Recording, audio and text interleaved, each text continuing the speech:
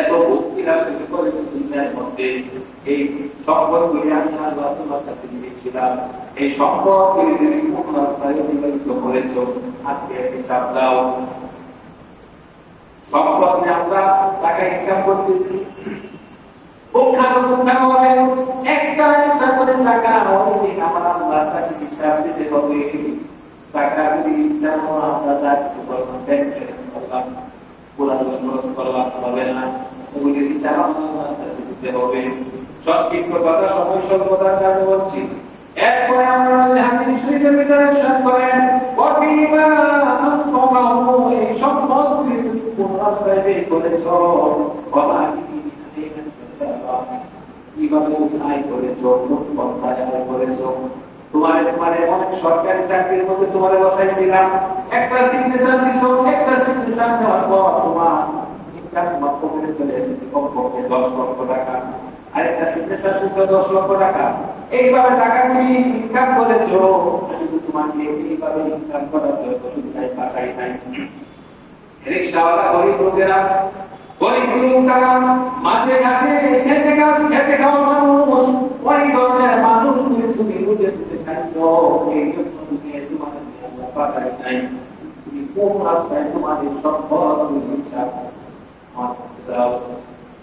বাংলাদেশের মধ্যে দেখবেন 1 কোটি 2 কোটি 3 কোটি বা এর চেয়ে বেশি কিছু সম্পদ যখন কারো হয়, তখন দুদকের কাছে একটা রিপোর্ট যদি কেউ করে, দুদক তার তদন্ত নেই যে আপনি এত টাকা পাইলেন কই, তুমি দেখি না।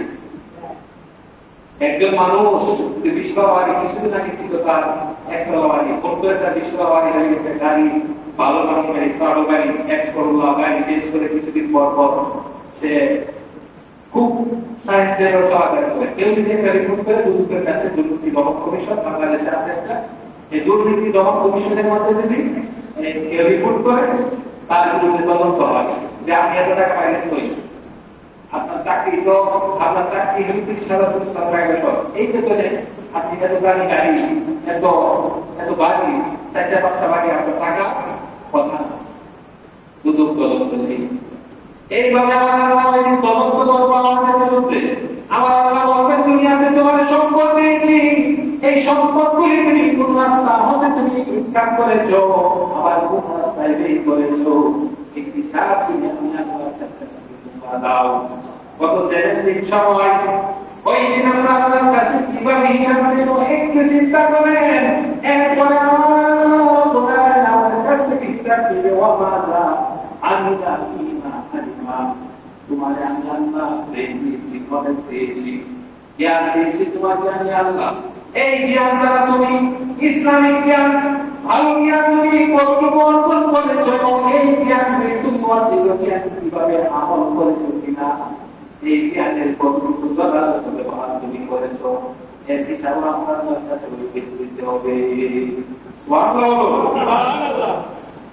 আমরা দুনিয়ায় আসলাম ইচ্ছা মতো, সব কিছু ইচ্ছে মতো করতেছি, কিছুদিনের জন্য এসেছি, এখানে আমরা চিরস্থায়ী না।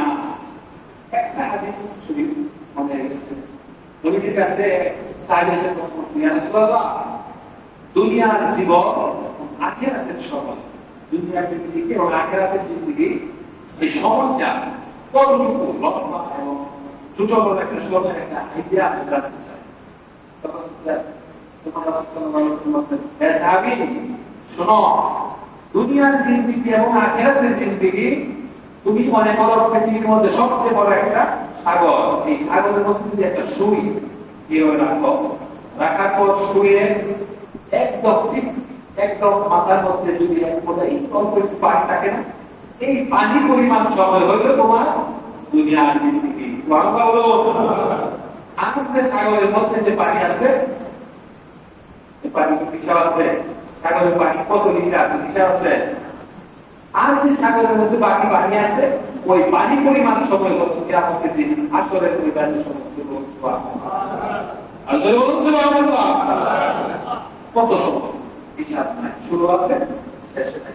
দুনিয়াতে মানুষ সর্বোচ্চ 70-80 বছর বাঁচে, 100 বছর বাঁচতে অস্বাভাবিক, 100 বছর মানুষ বাঁচে না, বাঁচতে পারে, বাঁচতে অস্বাভাবিক, 60-70 এর ভিতরে মারা যাওয়াটা এত স্বাভাবিক, বার্ধক্যজনিত কারণে এর ভিতরে মানুষ মারা যায়।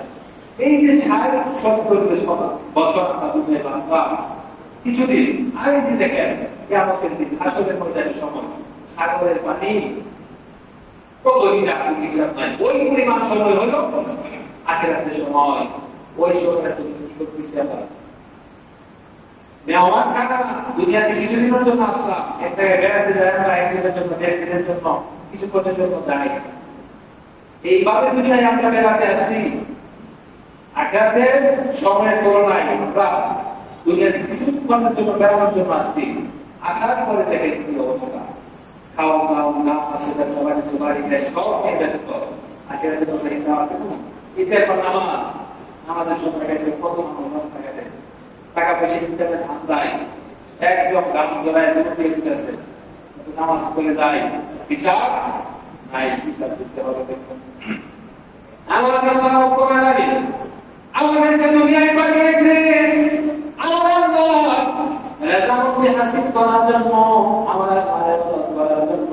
আমাদের পবিত্র কোরআন বলেছে وما خلقت الجن والإنس إلا ليعبدون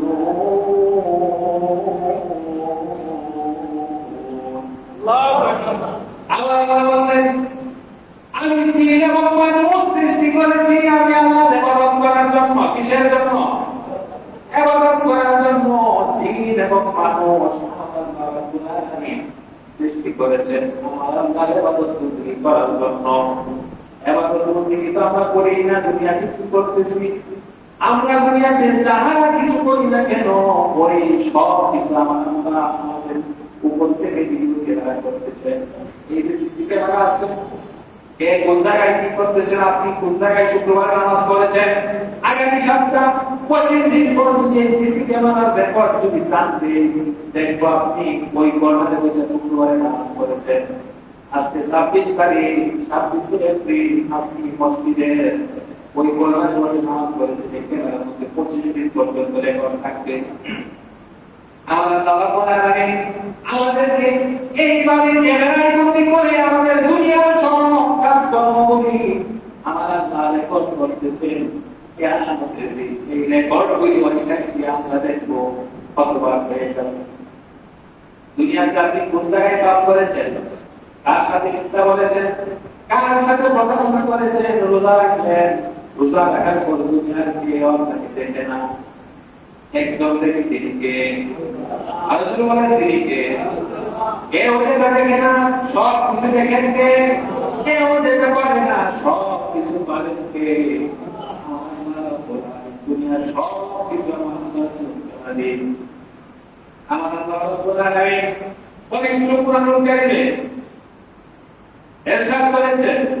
আসলে ময়দানে আমরা যে আসলে ময়দানে উঠবো, ওটার পরে আসবে আটটা বিষয় আপনারা ভালোভাবে লক্ষ্য করেছেন। দুনিয়াতে আমরা চলতেছি, দুনিয়াতে সরকারি অবস্থায় সাক্ষী আছে আমাদের আটটা। কয়টা? আটটা সাক্ষী। আমাদের আমাদের পক্ষে বিপক্ষে সাক্ষী দিবে। যদি কোর্টের মধ্যে মামলা হয়, মামলা হওয়ার পর যদি বিচারের ট্রাইব্যুনালে আপনার মামলাটা যায়, যাওয়ার পর জজ সাহেব নোটিশ করে সাক্ষী দিতে বলে, সাক্ষী নিয়ে আসো। সে অন্যায় করছে, তার একটা প্রমাণ দরকার আছে, ডকুমেন্টস গুলি সাবমিট করো। ডকুমেন্ট যদি কোনো সাক্ষী ভালোভাবে সাবমিট করতে না পারে, এই মামলা খারিজ হয়ে যায়। তাহলে মূলটি সাক্ষী। একটা মামলার মধ্যে গুরুত্বপূর্ণ সাক্ষী হলো সাক্ষী। যদি কোনো মামলার সাক্ষী ভালোভাবে সাক্ষী উপস্থাপন করতে না পারে, আর যদি সাক্ষী উপস্থিত না হয়, তাহলে বাড়ির বিরুদ্ধে উল্টা বা সরকার তার বিরুদ্ধে করে দেয়, অথবা বিবাদী মামলা করে দেয়। সাক্ষীটা অনেক গুরুত্বপূর্ণ। আমাদের দুনিয়ায় আমরা দুনিয়ায় জীবন যাপন করছি, আসলে ময়দানে আমাদের পক্ষে বিপক্ষে আটটা সাক্ষী দাঁড় হয়ে যাবে। ওই আটটা সাক্ষী আমাদের পক্ষেও বলবে, বিপক্ষেও বলবে। ওই আটটা সাক্ষী চিনা করতে আছে না নাই? আর জরুর আছে না নাই? দুনিয়ায় আসলাম, গুনাহ করতেছি, ভালো কাজ করতেছি, খারাপ কাজ করতেছি, সবকিছু মিলে আছে। তো আমাদের পক্ষে বিপক্ষে আমাদের বুঝতে একটা আপনার বিপক্ষে একটা মামলা হয়েছে, আপনার মামলাটা সম্পর্কে জানার দরকার আছে না? কে করলো, কোন বিষয়ে করেছে, কোন ইস্যুটা নিয়ে মামলাটা হইল, জানার দরকার আছে না আপনার? যদিও আপনি নির্দোষী, কিন্তু আপনার জানার দরকার আছে। আমরা করতে হবে, কি করতে হবে? আমরা দুনিয়া থেকে চলে যাওয়ার পর আসলে মাঠ, আসলে ময়দান হয়ে যাবে, ওই দিন আত্মা সাক্ষী হয়ে যাবে, তোমার বান্দায় কাজটা করছে, তোমার বান্দায় কাজটা করছে, এই ভালো কাজ করছে, এই খারাপ কাজ করেছে। পক্ষে বিপক্ষে সাক্ষীগুলি চিনবেন, সাক্ষীগুলি চিনতে রাজি আছে? এক নাম্বার সাক্ষী, সাক্ষী নাম্বার 1, এক নাম্বার হলো জমিন। এক নাম্বার কি? জমিন। আমরা দুনিয়ার মধ্যে জমিন নিয়ে চলাফেরা করি, জমিনের উপর বসবাস করি। এই জমিন আমার আল্লাহর সাক্ষী দিবে, আল্লাহ ও মাবুদ, তুমি তোমার এই বান্দার দুনিয়ায় কেমন আছো? আমি জমিনের উপর চলাফেরা করছি, আমি জমিন নিয়ে আমার উপর নিয়ে তোমার এই বান্দা চলাফেরা করেছে, লোকটা বেশি ভালো ছিল না। ওই জায়গার মধ্যে আমার জমির উপর, ওই জায়গার মধ্যে কাজ করছে, ওই জায়গার মধ্যে কাজ করছে, কাজ করছে, সিনেমা হলে গেছে, আরেকজন অত্যাচার করছে, বাচ্চাই সিগারেট চুরি হাতাই সব করছে। যদি সব ওই দিন বৃত্তান্ত দিকে আছে, আমার কাছে করে দিবে। সুবহানাল্লাহ বলুন, আল্লাহ সুবহানাল্লাহ। আল্লাহ রাব্বুল আলামিন, আল্লাহ সুবহানাহু ওয়া তাআলার কাছে ওই দিন জমিন সব কিছু বলে দিবে, আল্লাহ তোমার এই বান্দা আমি জমিনের উপর আমি জমিনের উপর দিয়ে চলাফেরা করেছি। ওই দিন 2024 সালে 26 এপ্রিল তোমার এই বান্দা শুক্রবার দিন মসজিদে কাদা নামাজ গিয়েছে, আমরা এখানে সাক্ষী আমি দেই, এর সাক্ষী আমি এর ব্যক্তি নামাজে গিয়েছে, কাজকর্ম সব ফেলে দিয়ে নামাজের সময় নামাজে গেছে। আল্লাহ তোমাদের বান্দাকে মাফ করে দাও। আর যদি আপনি যদি খারাপ কাজ করেন, আল্লাহ তোমাদের বান্দা আব্দুর রহমান নামাজের সময় ওই সময় সিনেমা হলের ভিতর সে বসে বসে সিনেমা দেখে, ওই দিন দিয়ে নামাজের জামাত চলাকালীন অবস্থায় সে সিনেমা হলের ভিতর সিনেমা দেখে। আল্লাহ গো, আমার জন্য এই বিষয়টা সম্পর্কে অবগত আছি, তোমাদের বান্দাদের দুনিয়াতে শাস্তি দাও। সময় সংক্ষিপ্ততার কারণে বলতেছি, শর্ট করে বললাম। 2 নাম্বার সময়, 2 নাম্বার কি? সময়, সময়। 2 নাম্বারটা কি? সময়। আমরা কোন রাস্তায় সময় বুঝে বের করতেছি, কোন সময় কোন কাজটা করলাম, এই সব কিছু সময় আমার কাছে বিকাশ করে দেবে। কত চ্যালেঞ্জিং সময়, একটু চিন্তা করেন। দুনিয়ায় আটটা সাক্ষী, এই আটটা সাক্ষীরে না জানায় যদি গুনাহ করতে পারে, বেঁচে যাবে, বাঁচার হবে। এই আটটা সাক্ষীরে না জানায় যদি কেউ গুনাহ করতে পারে, বেঁচে যাবে। আল্লাহ আপনাকে বেঁচে গেলেন, বাঁচার পথ নাই। এই যে আজকে বাঁচার পথ বলতেছি, বাঁচার পথ। এই আটটা সাক্ষী, যে আটটা সাক্ষী কিয়ামতের দিন আপনার পক্ষে বিপক্ষে সাক্ষী দিবে, এই সাক্ষীগুলিরে না জানায়, এই সাক্ষীগুলিরে কে না পায়, এইভাবে যদি আপনি গুনাহ করতে পারেন, বাচ্চার চুরি যা আছে সব ধরনের মিথ্যা কথা, সব ধরনের গুনাহ যদি করতে পারেন, বেঁচে গেলেন। কারণ আদালতে মামলা হয়েছে আপনার নামে, মামলা হওয়ার পর আপনি বললেন, জজ সাহেব আমার উপর এই বিষয়ে আমার অপরাধ দেওয়া হয়েছে, আপনি সাক্ষী রাখেন। সাক্ষী আসলো না, আপনার বিরুদ্ধে সাক্ষী কেউ দিল না, শাস্তি হবে? শাস্তি দেবে, মামলা খারেজ। সশব মানে মুক্তি। যে ব্যক্তি আপনার মামলা করছে তার বিরুদ্ধে ওটা অ্যাকশন, কি বলেন? আপনার সাক্ষীরে না জানায় এখন আপনি বাঁচবেন, সাক্ষী কিছু নেই। নাম্বার 2, সময়। 2 নাম্বার সাক্ষী কি? সময়। সময়ের ফাঁকি দিয়ে কেউ যদি গুনাহ করতে পারে, দেখে চিন্তা করে সবকে ফাঁকি দেওয়া যায় কিনা। সময় ফাঁকি দেওয়া যাবে? সময় তো সব জায়গায় অটোমেটিক সব জায়গায় আছে, কি বলেন?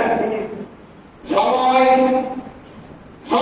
দিন আমার আল্লাহর কাছে ওই দিন সাক্ষী দিবে, আল্লাহ ও আল্লাহ তোমার এই বান্দা ওই সময় ওই কাজটা করেছে, ওই সময়টা ওই কাজে বের করেছে, ওই সময়টা ওই কাজে বের করেছে, খারাপ রাস্তায় বের করেছে, তোমার এই বান্দার বিরুদ্ধে তুমি আজকে অ্যাকশন নাও।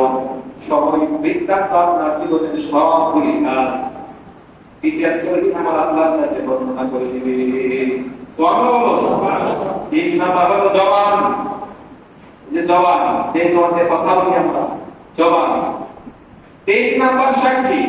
জবান ওই দিন আমার আল্লাহর কাছে সাক্ষী দিবে, আল্লাহ ও তোমার এই বান্দা আব্দুর রহমান, আব্দুর রহিম, ওই বান্দা ওই তোমার আল্লাহর কাছে নাম দিয়ে বলবে, আল্লাহ তোমার এই বান্দা ওই দিন জবান দ্বারা এই কথাটা বলেছিল।